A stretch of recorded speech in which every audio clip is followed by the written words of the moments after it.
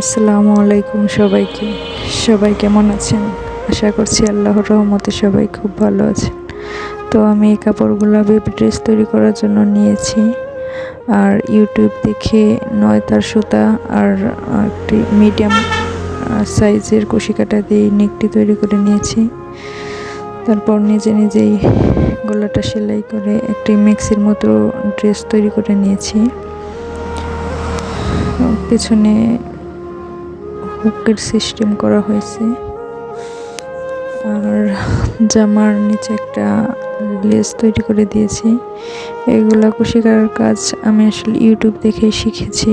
তো কোনো আপু যদি শিখতে আগ্রহী হন তাহলে অবশ্যই চেষ্টা করবেন আর ভিডিওগুলো মনোযোগ দিয়ে দেখবেন।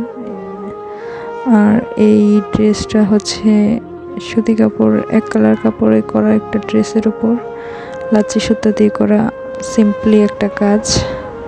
তো ভিডিও কেমন লাগলো, ড্রেস কেমন লাগলো সবাই জানাবেন।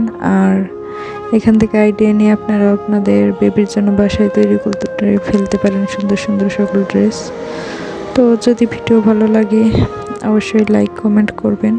ধন্যবাদ সবাইকে। আসসালামু আলাইকুম।